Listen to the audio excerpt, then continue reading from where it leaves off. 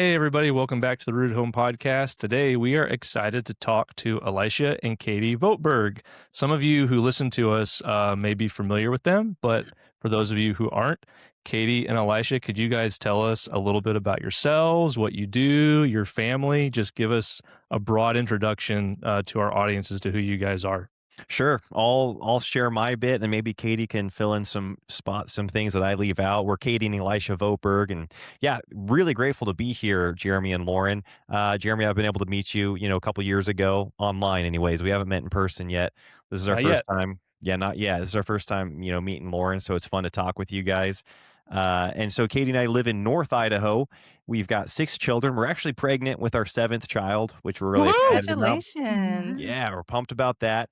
And yeah, we do a few things online. We've got a podcast now that we're a family podcast. We've got an online music academy called Voetberg Music Academy that we also do with our children. Our children are becoming quite the fiddle players. And so we're doing more and more fiddle performances as a family. And yeah, and then we're in the middle too, actually. This is a new project that we just announced. We're in the middle of writing a book as well. So those are kind of Oh, like the things that we're awesome. That's so currently neat. working on.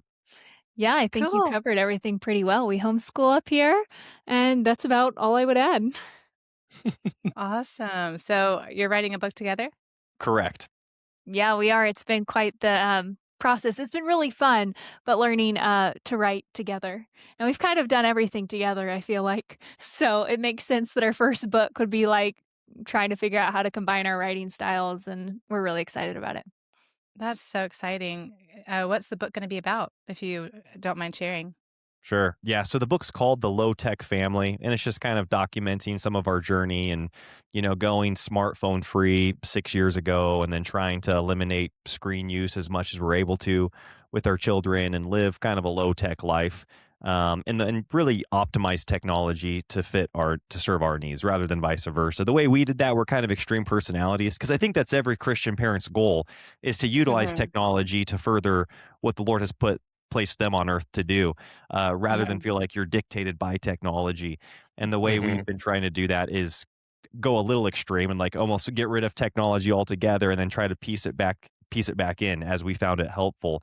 And so the book kind of documents a lot of that journey. And Um, also answers a lot of people's questions of like, okay, well, I would love to do that, but how do I take photos? How do I navigate GPS? How do I, work from home if I have an online business? So it's kind of like a practical how-to as well. That will be so helpful. I actually, I tried to I've been off and on a dumb phone, as people call it. I actually think Nice. they're smartphones because they make you smarter, Yeah. but in my opinion.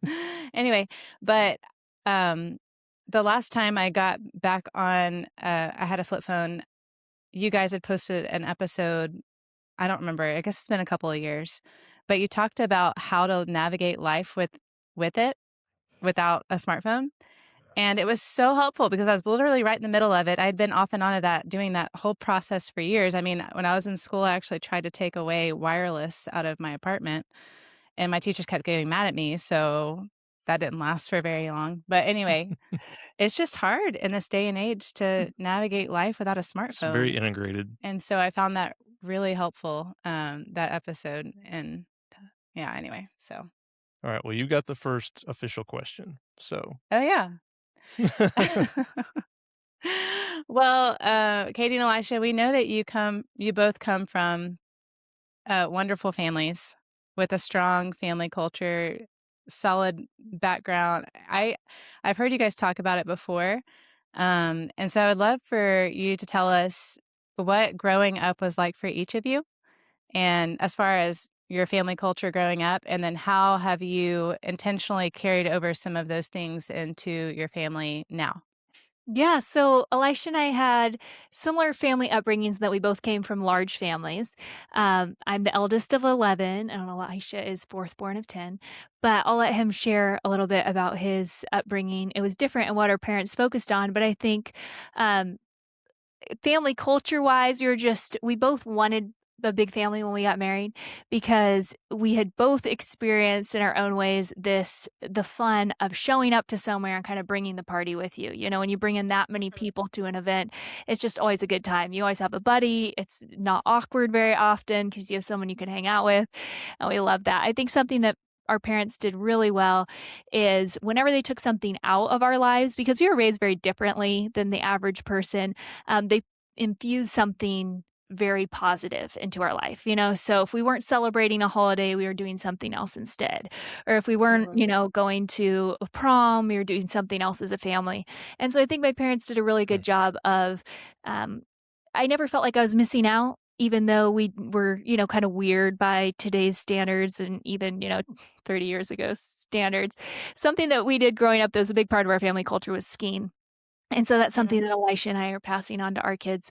My family was known as the Big Ski family, kind of later on in life. And we would dress up in these neon yellow onesie jumpsuits and travel around the mountains and ski. And it was just, again, it was so fun until like one of your siblings, or, maybe it was me, but I'm going to blame the siblings, did something dumb. And then all of a sudden, you're trying to like hide your onesie, hide your face. Like, I'm not affiliated. Not my problem. So anyways, yeah, really good memories. Yeah, and like Katie said, I was one of 10 children, and both my father and Katie's father and both of our mothers were really godly people that really prioritized God's word being read out loud in our homes. And so that was a huge part of our family culture, whether it was the dinner table or after dinner and sitting in the living room. The Bible was read aloud. That's how we, learned to read. Katie mentioned we were homeschooled, and I would sit either on my dad's lap or my, mother's lap, and they would have me sound out some of like the 3-letter words that would come up in the King James Bible, and so when FOR came up, I would be able to read that word, but it was always in the context of God's word. And so it was really rich in those regards. And then in more, I'd say kind of as a kid, that wasn't always fun, right? A lot of times that felt like homework, sitting there and having to, go through the Proverbs every night, even though my parents did make it a very joyous time. But then they also combined that with just activity. When people talk about culture, I think it's really easy to you start wanting to put down words for like values, and say maybe inspirational or, loving. And that is good. I think to have words that you want to have be true about your family culture. But then I think going one step further and saying, well, what activities do we come to mind when you think of, creativity, or what activities come to mind when you think of conversational? Like, are we just talking all the time, or are we doing something while we're talking? What's going to spark those conversations? What's going to start those conversations?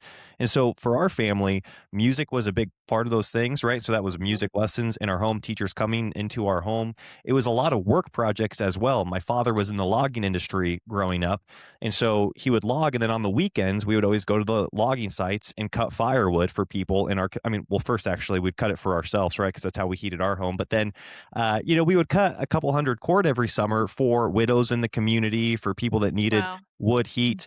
And that was something that we always did as a family. And so I think my dad and my mom both did a great job of combining fun things, right? So we would also do sports. We would play tons of wiffle ball out in the backyard in the summer, but then also service and projects for the community. And then also working as a whole family to keep our own home running, right? Because when you've got many children and you've got a home, there are many projects built in that everybody can be a part of. And so those are just a few things that come to mind for me. So how did the morale stay high? Like, how did your parents keep the morale high when they're inviting you guys in to help keep the home running, Yeah, that's a good question. I think that parents lead by example with their enthusiasm. And once you get the older kids on board, the younger kids always follow suit, or often follow suit. And so I think that my dad's an excellent salesperson in general. He gets people excited about everything. And so, but his enthusiasm for work, or his enthusiasm for skiing, or I remember once he was like, hey, we're going to do something different. He'd just read a book on immersion. It was like a business book, but he was like, you guys are going to scratch all your school. You're going to practice 3 hours of harp a day and do 2 lessons of math a day. And that's what you're going to do. And this was for like a 3-month experiment, but he was so excited about it that we were just like, okay, this is really awesome, And I think that I think I'm kind of an excitable personality. I was the eldest, and I just felt like all the younger kids kind of were like, oh, well, this is something cool to get on board with. And same with my mom. I think parents really lead by example. And then also, Elisha's so good at doing this in our own home. When there is going to be something that is going to be work, like the past couple weeks, we've been going to church twice a week, and the kids weren't excited about that. At first, they sit in the service and they're like, why are we going on Saturday night? And so Elisha's just just made it a great time and being like, afterwards, we're going to go to frozen yogurt. And so now they're like, hey, can we go to church this week? And so I think tying it into something fun and rewarding for them can really make it a sweet memory. That's and then great. I would also say with work projects in particular, when you're able to participate as a parent, that adds so much. I can remember so clearly how much energy was added when we were out weeding the garden, and like maybe your Wow. parents send you, and there's times where you have to send your kids to do a project. That's just the nature of life. But then the energy level would just increase, tenfold when Dad came out and joined us. Right? He'd Oh, come yeah. out and get down on his hands and knees and start weeding, and we'd all be working twice as hard. And so when you're looking for those opportunities and you jump on those opportunities, I think it really infuses a ton of energy into whether that's doing the dishes, cleaning the living room, weeding the garden, working in the yard. When you're able to join your children, it goes so far. Yeah, and Elisha's also the DJ. He always brings out the speaker and just blasts music. So the kids, like when I clean, I'm just like, hey guys, everyone's cleaning. And then when Elisha gets in on the project, it gets a lot more fun. That's the same dynamic here. Oh yeah, I've got like a Spotify playlist. I've got one for if we're just gonna have worship music going. All right, let's have worship music. But sometimes we need to put on the kids dance like music and just have that be what we're cleaning up in the kitchen too, and have a good time with it. So yeah, with some Dad's the Christian rap. DJ. Yeah. Oh yeah, I have a long history of enjoying Christian rap. So there's some of that sneaks its way in there. So Very fun. And Aristocats. yeah, whatever Disney movie the kid may be watching. Nice. Yeah. Anyway, He's the fun one. Go ahead. it's true. So pulling that into like your guys' life, it sounds like for you guys, you do similar things when it comes to having music in your own home. It sounds like what are some of those things that you remember as kids, and now you're like, now we're doing these kind of things in our own home as well. Yeah, I'd love to hear what you think, Katie. It's funny how, even just like 5 years ago, we felt like just the world was our oyster for our children, because it kind of is, right? When your kids are young, we were like, man, our kids are going to be doing chess tournaments. They're going to be like in all of the STEM clubs. They're going to be learning 7 different languages, and we'll send them away when they're 6 to study, in foreign countries.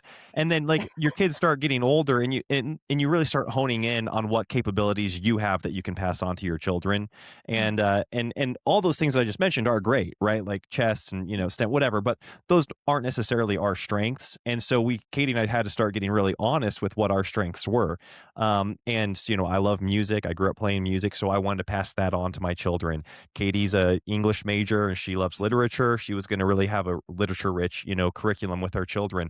That's not to say we want to go find outside, we do want to go find outside resources to fill in the gaps with the sciences and with, the maths and the things that we do think are of great value to our children. But when you actually start thinking of the things that you have to offer your children, you kind of hone in on your family culture. And what's cool, when you look at the whole array of activities that you have access to and that the Lord's blessed us with, so many of them are amazing, right? And so like you can just choose from what you have access to in your region, in your family lineage, in your local church community.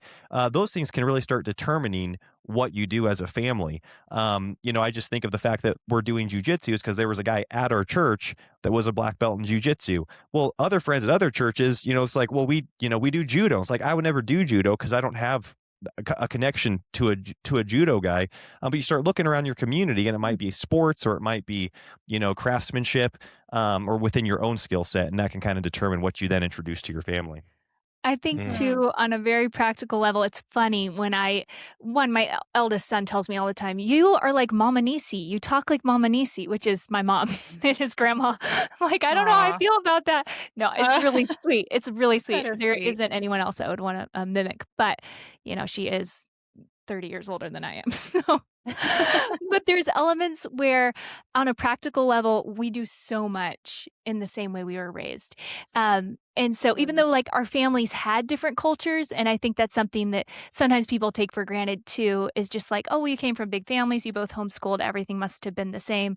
And it's like, my dad was very sporadic. We moved 21 times by the time I was 21 years old. Wow. And Elisha lived in the same home his whole childhood and life, and that's where his parents still are. So just like there are differences in the ways our family did things, but like even like when we get up in the morning, me doing breakfast with the kids and Bible time then. That's something both of our moms did. And then Elisha does the family Bible time in the evenings, scamping after every meal, which is speedy clean after meal party where all the Oh, we kids know pitch Scamp. in. Yes. Yeah, we You just guys, we know Scamp. we didn't Yes, even like put our own 15-minute twist on it. We timer. just straight up stole it as it was. Oh my goodness. Sure. Well, we never got Yes, around to hey, copywriting it, so it was everything That's you my did was Definitely first- legal. copyright. Yeah. one of my first YouTube videos. It was terrible. I talked about Scamp. I was like, this lady, Janice Johnson, Katie Voetberg, and I tried to explain to people what Scamp was because it was amazing. Anyway, It makes a big difference in your it home. does. Yeah, Yes, it makes it so much more fun. it does. There'll be times when I just kind of start getting in the habit of sending the kids out or starting to clean up again. And then I'm like, whoa, I cannot stay on top of all of this. It takes me an hour to clean the kitchen and the house by myself, and it takes them 15 minutes, and we're all working together. So anyways, so like doing that together, having a quiet time between 1 and 3 in the afternoon, obviously traveling to fiddle contest and then going up to the mountain. It's just funny how many practical things we look at each other and we're like, we are like a conglomerate of our families. We're becoming our parents. That's so neat, though.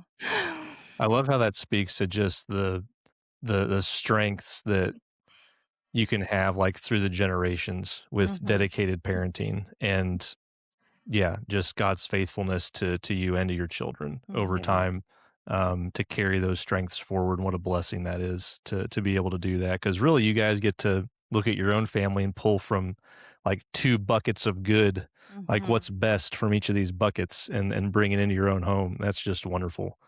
So my next question is getting into a little bit of the uniqueness of your guys' life, because I think a lot of our listeners a lot of what you said would resonate with them about desiring family culture, being parents that lead with enthusiasm and joy in the home. You guys have the opportunity to be a more entrepreneurial family, where you pursue a lot of your own endeavors, the Voetberg Music Academy podcast, you're writing a book.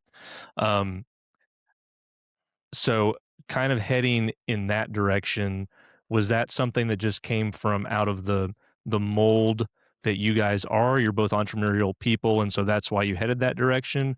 Or was there also an aim of, we think that our family would be more blessed by us having the flexibility that comes from entrepreneurial stuff? Like, how did you arrive at taking your family and your vocational endeavors in that direction? Yeah, it's a great question. I think it's a combination of both of those things. It's funny how from an early age, I thought entrepreneurialism was like the only thing people did, because my dad was an entrepreneur, and then Katie's dad, I met him when I was young. Katie's uncle Dwight, they were entrepreneurs, and that's from my earliest memories. It was just kind of like, okay, well, what am I going to do from a business standpoint to provide for my family? So my brain was thinking that way when I was like 9, when people were like, what do you want to do when you grow up? And it's like, well, I don't know what business I'm going to start yet. That was like my answer. And it's funny because like then you grow up and you're like, oh, there's a ton of like non-entrepreneurial careers that I think sound incredible. Like I didn't know about any of those, but then of course, yeah, exactly. All that said, I couldn't be more grateful that was kind of my, I guess the filter through which I was looking at things when it came to provision, and in working for my family. And so, yeah, nurture, it was a huge part of it. Seeing my dad role model that. And then I think as I got older, I would look for the pros of entrepreneurialism, because there are many, and that is things like the potential for you to be able to have more time with your family, that flexibility to be able to, I get to do like fiddle lessons with my kids a lot of times at like 2 p.m, right? Like in the middle of the day, because that works for them. It works for me. And that's something that with a lot of careers that could be great careers, I wouldn't have the opportunity to do that. But with everything, there is a trade-off, that's just the way life works. And so we definitely highlight the pros of being entrepreneurial, and we feel like at this point it's what we are called to do. We want to pursue these things and work heartily as unto the Lord, and we encourage our children to do it for sure, but we also don't feel like it's the only way to have a very vibrant and abundant Christian home, by any means. And so if they've got proclivities that take them elsewhere, we want to encourage that as well. I think maybe the biggest thing that we value in entrepreneurialism is like that value versus time economy, and really wanting our kids to see how much value can you add in this amount of time, versus, well, I'm just trading time for money. And so regardless of what career they go into or whether they go into business for themselves, really working heartily as unto the Lord and trying to maximize their efforts instead of just get by or just fill a clock or fill a quota, I think is something that was instilled into us at young ages. We're just kind of those ownership mindsets, taking responsibility. We have some incredible employees that work for us, and every one of them is an owner. Like, they think like an owner. They just have this entrepreneurial, like, they own it. They have this responsibility. And that's what I want in each one of our children, is for them to have those entrepreneurial skills, regardless of where God takes them. I do think that when we got married, because both of us had entrepreneurial parents, we had a higher tolerance of that risk and unknown together. And so we knew we needed savings and things like that. But I think, like, I wasn't scared to have Elisha pursuing things entrepreneurially. It was just kind of like, oh yeah, like, if he didn't, I'd assume we would be starting something on the side with extra time. It's just kind of like how you see the world once you've been raised in an entrepreneurial home. That does sound challenging, because I'm assuming, like, when you guys really got, I think I remember this from a little bit of knowing your guys' histories, that really a lot of the entrepreneurial stuff started up after you already had some children in the home. Am I remembering that correctly? So Yeah, partially because I think full-time entrepreneurialism. So both Katie and I had a lot of various endeavors prior to getting married that would go and then they'd stop, and we were always trying things. And then when we got married, I got a job out of necessity to, provide for the family, knowing that entrepreneurialism was always the goal. And so it was a few children in that we pulled the plug on any, W-2 work at all.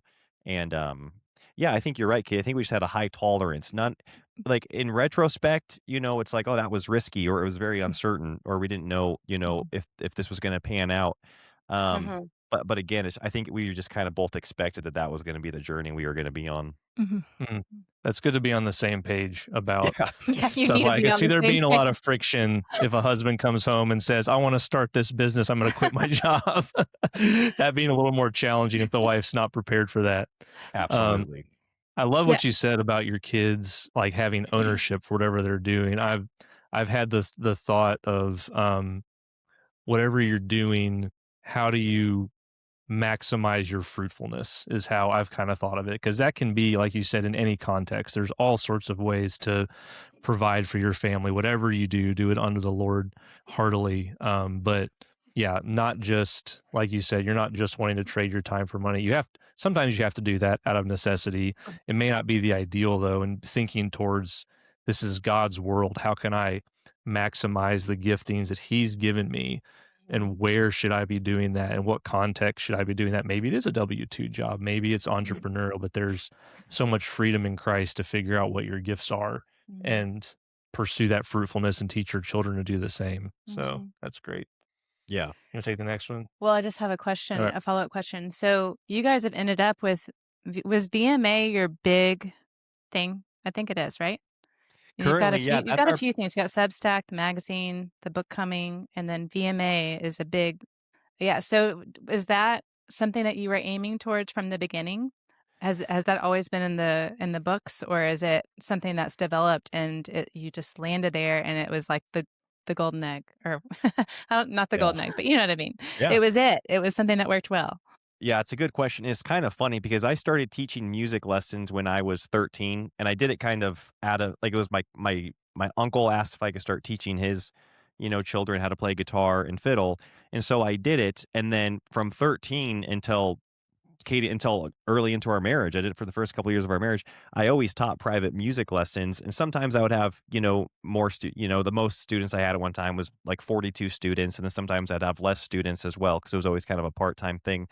And I never viewed myself as a music teacher. I was like, I'm just doing this because people are asking me to, and so I'll teach them the chords and I'll teach them some technique. But I never really took time to develop a curriculum or think it through the method that I was doing. And so I stopped teaching private music lessons because I thought I needed to go start a real business. I was like, okay, like, this has been great, but let's go figure out some online digital marketing here. Let's figure out how to create, online products, digital products.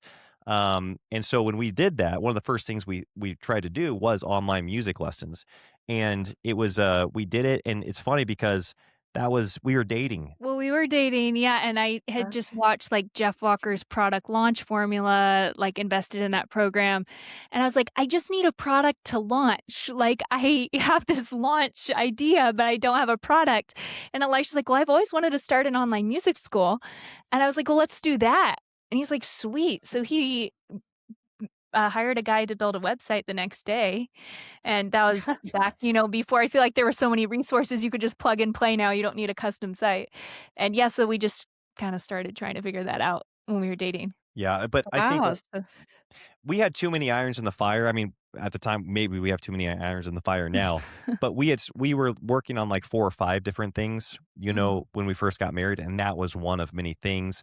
And hindsight's 2020. Like choosing one thing sooner rather than later can really, help you grow that quickly. Much You mean, like, quicker. focusing? Yeah, focusing on it. Because all these things were bringing us in a little bit of income, and we felt like we needed all of the incomes. We're like, well, can't stop any of these because we're using all of the incomes.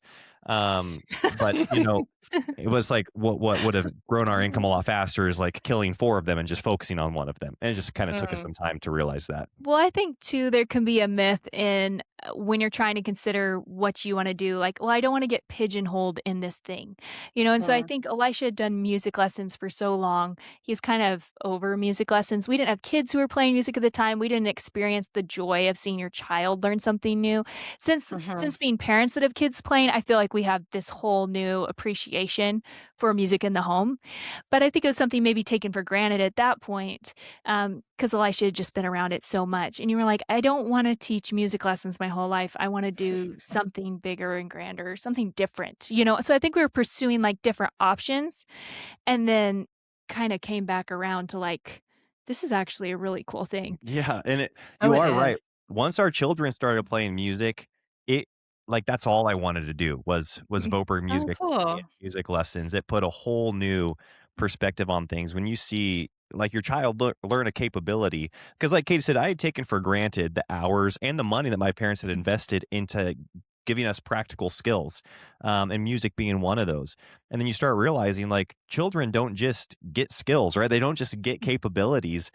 We do get to train them up in those things and teach them. And you see the confidence that a child gets and the joy that they get in learning any skill set, right? That's like a quantifiable skill set. And it just gives them so much purpose and joy. And I was like, wow, I want to keep doing this. Well, and I think too, we really wanted to encourage families. And music lessons seem like this like commodity to give people an education. But since kind of rethinking, okay, instead of just putting out music lessons, let's do a community. And then seeing these families in there now of like 4, 5, 6, 7 kids putting together these bands and playing together and worshiping together. It's like, wow, this actually is an incredible way to touch people in their homes. Yeah. And so I think it gave more purpose behind the entire project versus like, we'll teach you how to play an instrument. It's really connecting a lot of like-minded Christian families. Oh, it's awesome. I mean, we've been a part of EMA for how long? Like 3 years?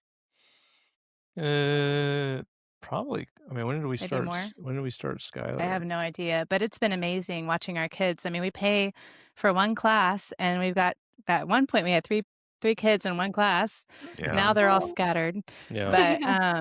But but it's been so fun. They love it, So and it's been a blessing to our family. So our listeners can wait till the end. We're actually going to put a short video on of our daughter playing music, just to show what she's been see learning. a product of the product. Yeah. Wow. Yeah. How we got started was that. we were looking for something online for our oldest daughter. She's 10 now, but she was 5 and she had this little like. No, she was 4. She was 4? Okay, she was 4, and I would come home from work. And she used to say things to me. She had this little like toy electronic keyboard. And she used to say things to me like, Daddy, I learned 8 new songs today. Like, that's great, honey. Good for you, And then one day I'm working from home. I'm sitting in my office just working, and I hear a hymn melody from church being played in the other room. And I was like, We're like, what? What's going on here? And she was literally picking out melodies from church on this little Wow. keyboard. And I was like, that is not normal. That we need to get her in lessons right now. Cause I've done music for a long time and my ear is not good. Like I can't pick things out by ear. I need, the music. I need to know what I'm playing. I will follow the beat and do the thing. But her just being able to do that, I was like, okay, I know that I can't do that. And I'm much more, okay, we need to find some lessons for you ASAP. So Yeah. that's how we got started with finding Wow. you guys. That is And now awesome. she sounds, it's beautiful. It's such a joy just to hear her playing piano Oh, it's awesome. in the house and actually Wow. be good, Yeah, that's so She tried encouraging. violin. Yeah, steeper getting there. learning curve, huh? Steeper learning curve. At first, but It takes some time. Yeah. yeah. Yeah. But That's I mean, your kids, you've got 4 who are doing fiddle, right? Yeah. Yeah, it's a patience game for the parent Yeah. with the is. violin. It is because, Oh, like, yeah. I mean, obviously, I love the fiddle. I love that my kids are playing it, but the piano is, you're not out of tune. You're not scratching on that It's thing. more Mhm. forgiving. Yeah, it is. Yeah. So the learning Gives curve's a them some little more gracious. encouragement of like, oh, it sounds good quickly, which is Yes. good. So, Yeah. Yeah. all right. Want Well, to I was bring it gonna back in or say, no? well, hold on. Okay. So you guys y'all did Camp Dwight. Yes, Camp Dwight this year. The Gavrilov sent us okay, sorry, we're talking on a podcast. People are listening. So I forgot I'm not just talking to you guys. Sure. Yeah. Some of our mutual friends, though. Yeah. Yeah.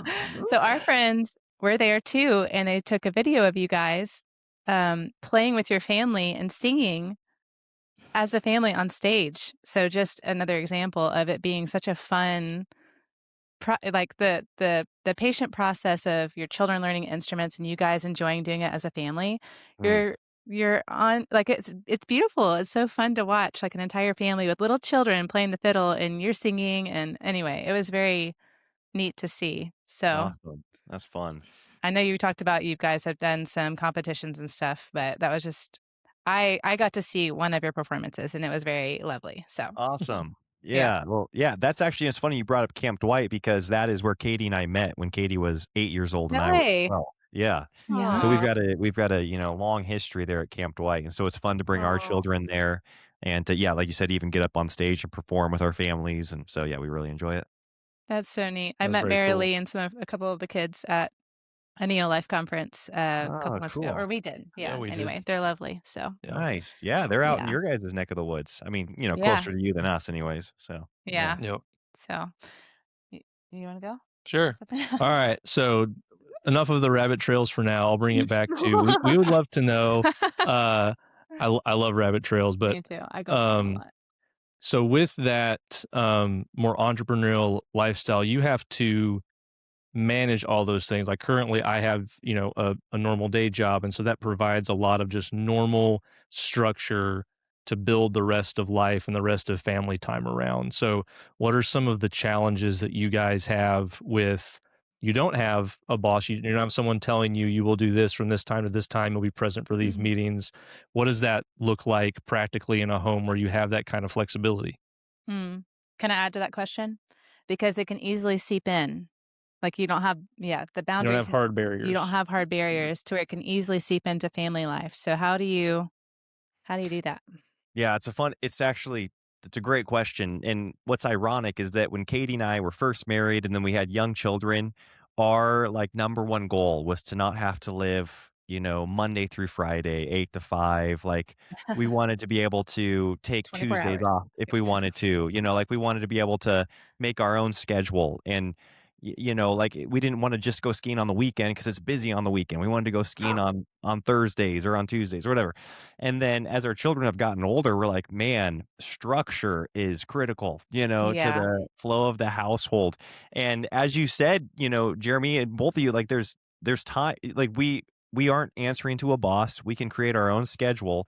And currently we created a schedule that is just tries to mirror like banker's hours. Like we want our home to be just, have this 8 to 5 flow, where I'm working.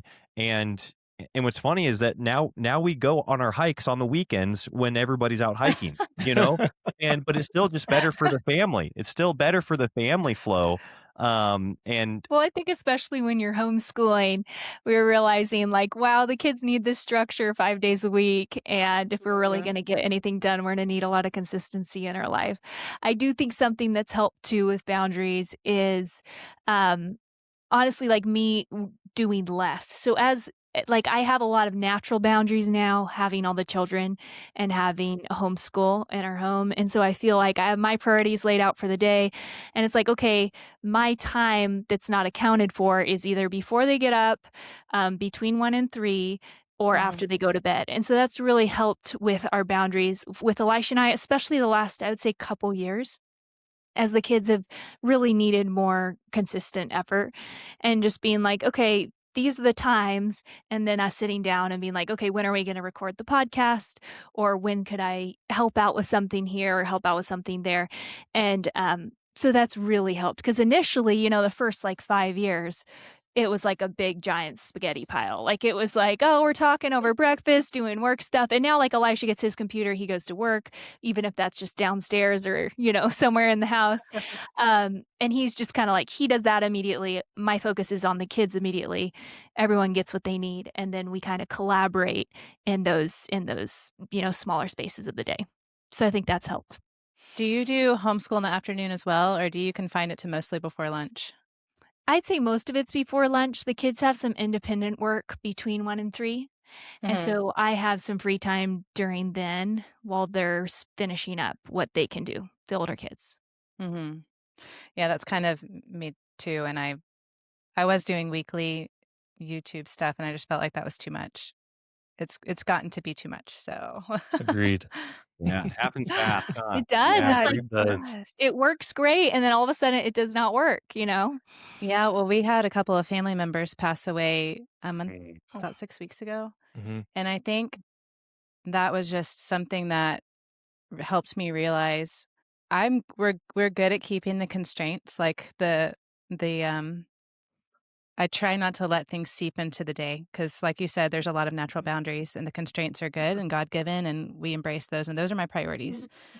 So it stayed within nap times or whatever, but I was filled to the brim, and I was like, as a mom of 6 children who are small, and I don't need to be filled to the brim.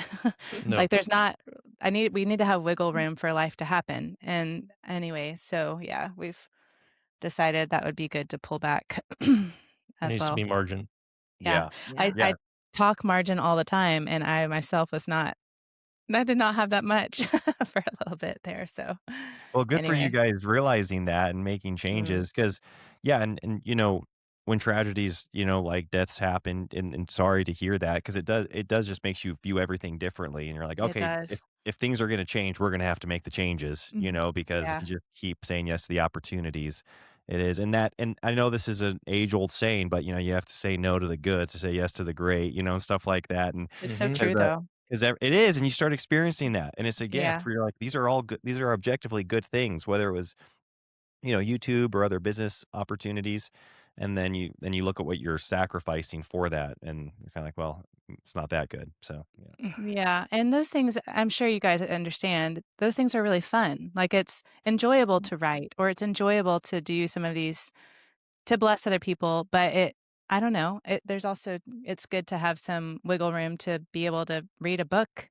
or because I love to read, Yep. and or I haven't touched embroidery in such a long time. I used to do it all the time in rest time. That was my thing. And Wow. anyway, so Yeah, I notice when we don't have margin as well, even like the restful times are not as restful. So yeah. because you get to those times like, okay, this is time I get to spend with the kids. Okay, let's get the kids. We can play a game. Like, and you're like trying to maximize maximize the time that you have. So I got to hurry up and rest. I got to hurry up and enjoy the kids. Like, and that's not a No, way to live. That's not no. pleasant. Even at night, I can like be laying on my bed like, okay, I've gotten to bed late. I need to go ahead and go to sleep. Like that's not a good way to live. No. So yeah. Yeah, Katie's dad says something, in regards to family culture. He coined it carefree timelessness, and I do think that carefree timelessness only does happen when there's like you can't just like fit it into a 20-minute segment of the That's day, right. right? Yeah. Like, and we probably notice this when we tuck our kids into bed, or when we're when it's a Saturday. A lot of times our kids don't even go to different stages of conversation until there's been a lot of time leading up to it, and then they feel more and more comfortable, and then they can open up. And yeah, it's just so good to hear you guys say that, and I want to apply that to our home, to give space for those things, not just say, hey, we've got 40 minutes, get the board game out, okay, the time's up, now get to bed. Mhm. To really have there would be time for just stuff to transpire relationally. Oh yeah, Yep. I've loved hearing you guys talk about having relaxed family time. That's been a mantra for my that we've adopted. We were doing Sabbath on Saturdays because Sundays are not restful. But I mean they're wonderful. They're wonderful for the soul, obviously. But for Getting as you all the know, kids up, loading them to get to yeah, church, Yeah. it's all the always hard social on little time. Yeah, it's kids. a Yeah, we wonderful know. time, but it's not restful family time. It's Right. different. We look forward to that day because it's just there are no plans, and that has been even with all of the being filled to the brim, having a day set aside where that is the day that we just have no plan. We're planning for nothing. It's Mhm. been a great blessing to our. And things can just naturally transpire. Like the Mm. last rest day we had, like no joke, like one of my sons asked to use like a carving knife to be just whittling a stick down. And within like 30 minutes, all four of my oldest kids had a knife sitting Yeah. in the carport, like whittling something, because that's what they all wanted to do all of a sudden. Yeah. Like, okay, like One but of then them. when you have like everything planned, like it's amazing when you're just like, okay, what will the kids just choose to do when we have this like relaxed family? Oh, I didn't know my 10-year-old girl wanted to make a spear, Yeah. like, that's great. So, Yeah. it's funny how that happens. I know, But and our 4-year-old may have. Anyway, it's fine. yeah, He was fine, he but was fine. he had a little incident, but he was fine. It Oh, wasn't with the sure. no. Yeah, you Anyway. get enough kids walking around with blades, and usually something happens, but Oh goodness. They all have to sit. They're not allowed to walk around. Yeah, but not allowed. But sometimes they forget. Yeah. Anyway, it's part of it. But okay, well, how are we doing on time? Oh, holy moly, it's already been about Time 4. flies when you're having It fun. really does, yeah. Yeah. When you're with us, we talk a lot. Yeah. Yeah. So, what advice would you give a young couple who wants to build we've already kind of touched on this, but if somebody wanted to go the entrepreneurial lifestyle, like I said that weird, um, but they also wanted a really strong family culture, they were just starting out, they were bright-eyed and bushy-tailed about it and haven't really had a whole lot of experience. What advice would you give a family like that? I think one, you got to begin with the end in mind. So I think sometimes we've really had to pivot a lot of times because, say, I started a platform and it was my face, my face, my face. And then all of a sudden, I'm burnt out because my workload has increased with children. And now it's like, okay, we got to pivot this into something. And it is easier to steer a moving ship. So it's fine. We're able to steer out of it. But if we'd begun more with the end in mind, knowing like, okay, I'd like to be a homeschooling mom that has a bigger than average Right. family, then we probably wouldn't have done things the same way. And we would have Mhm. had more of a burden on Elisha than myself starting out. Some of the things we did, some of them we just had to cut off because they weren't healthy. And so we learned through that. There's no like wasted energy per se, but really think through, okay, in 5 or 10 years, if this really grows, if the work and time demands grow, as you hope they will, then Mhm. who's going to be bearing that burden? Who's going to be running it at that point? And then I would also say, if you could start with a product, that is really going to give you a lot of freedom in the long run versus building a platform as just a platform. Um, What do you mean by that could that? be a lot of fun. So having something, so building an audience to sell Mhm. something to that you own. So obviously people make great money and selling other people's products, but the most sustainable business model is going to be having your own product because then Mhm. if you would like to step out of the personal brand space, you could pay someone else to market that product for you. And so we've Mm. really done that. That's why I think Voetberg Music Academy has been our most sustainable business is because not only has it kind of become just something that our family loves, but also we've really been able to take a step back from growing a personal brand and pay other people to share on their platforms. So that really Mhm. frees you up in the long run, thinking, okay, what can I offer as a like kind of more traditional business model, maybe having a product. Yeah, and that can be a Hmm. digital product. Like Yeah. I think it could be the same type of content that you would be creating for free, but there would be a Hmm. segment of it that is more customized to, if you've got personal clients or it's, just behind a paywall for Like the part of Get it. It All Done Club was that for a while, like my home management program. It was, Hmm. it was a sustainable product we could offer. Well, so I wasn't having to create all these YouTube videos all the time and say the same thing over and over. People could just buy it. And then even when my YouTube channel went away and Instagram went away and all that, that was still a product that we had to continue to sell to people who missed that type of content. Yeah, and other people were able to market that for you if you didn't Mhm. want to create content. And so, yeah, like podcasting is so fun for us now because it truly feels like it works. If it works for us, we're going to do it. It feels like it Hmm. can kind of be this hospitality thing, this extra thing.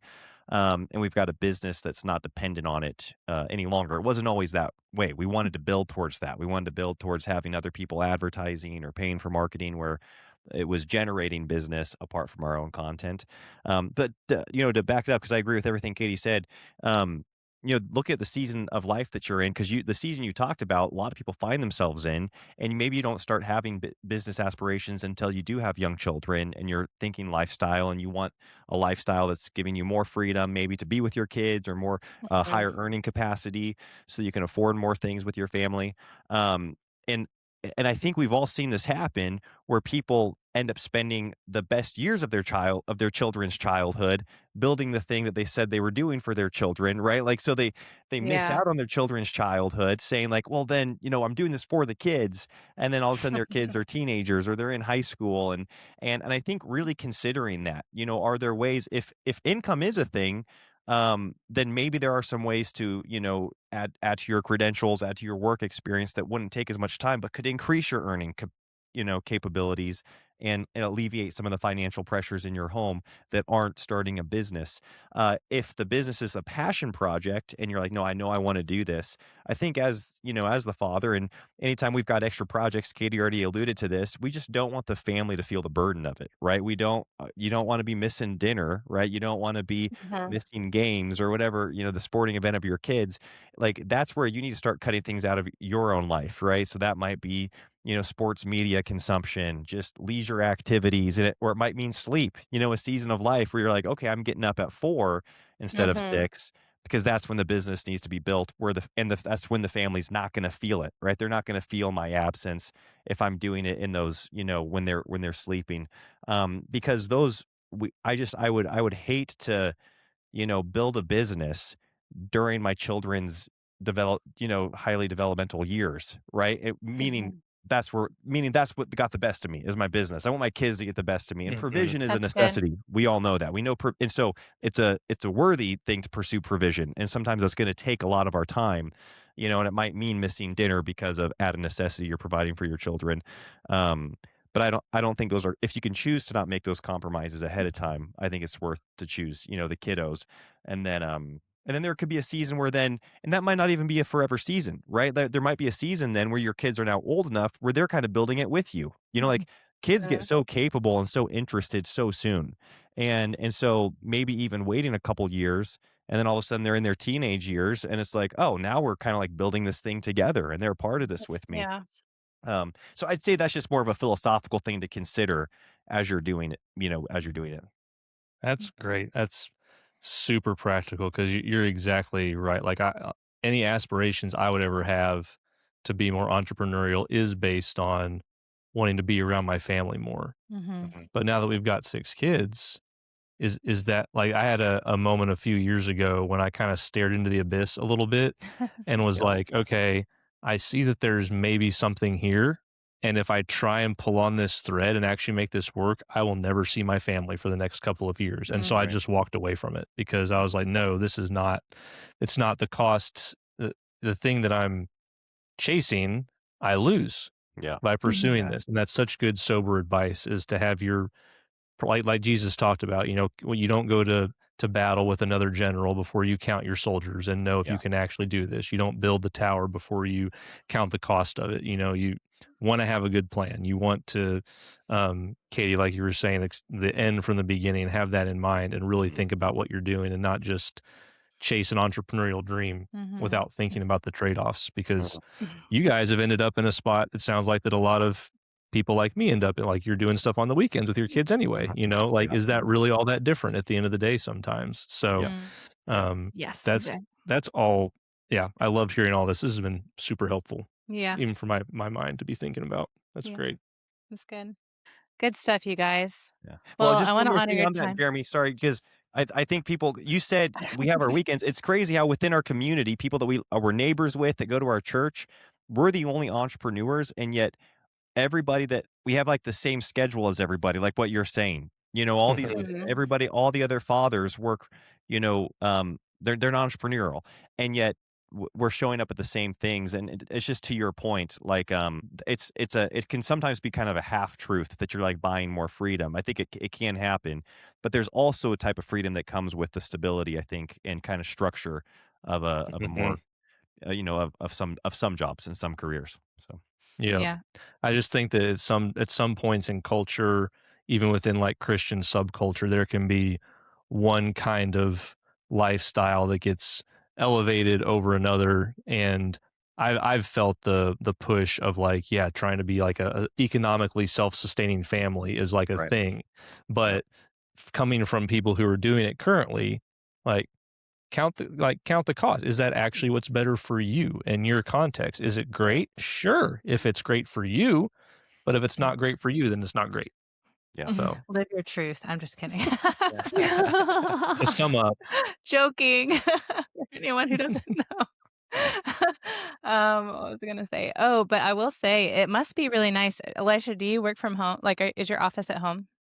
It is, yeah, for the time being. It looks like that's going to change this fall, but it is, Oh, it is, really? yeah. Just but it's from home now, and this got all sorts of upsides. So yeah, I know. We like even so he had to work or he got to work from home once we adopted a baby in January, and so he was wow, on Wow. paternity leave.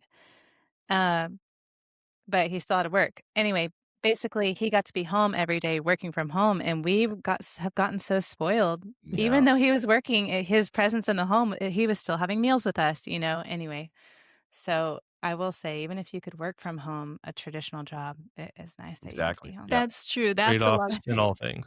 exactly, yeah, We Mhm. love having dad in the home, even if he's not, you know, able to be that flexible with his time while he is here. Yeah. So sure, anyway, Yeah. well, Well, as I mentioned earlier, for those of you that have listened this far, thank you very much. We appreciate it. We're going to have, if you're interested, a little bit of a sample of the skills that our daughter has developed through Voetberg Music we Academy. highly recommend So them. it's So served us very well. yeah, So it's gone. We have 3 kids doing it. We'll have a 4th doing it soon. So, yeah. Oh, Elisha, tell them what all you can play, what all you can learn to play, because in VMA. sure, yeah. So we teach piano, fiddle, guitar, mandolin, and ukulele. Those 5 instruments. Awesome. Have you thought about doing singing lessons? Yes, yes, Okay, because my were you really? Would you do that on VMA? Yeah, we've been really serious about it a couple times and just have not yeah, our pipeline for putting courses out, it's gotten so much faster since we hired our brother-in-law, but up until Cool. that point, we had a very slow pipeline for putting courses out, so it's on the list. Well, we would be interested, so just let us awesome, know. Good to good, know. good. I'm sure we'll see it on there. Yeah. Well, thank you guys so much for being here today. It's been such a joy to chat with Oh, you. yeah. Thank you, Yeah. Jeremy and Thanks for Lauren. taking the time. We'll see you guys next time.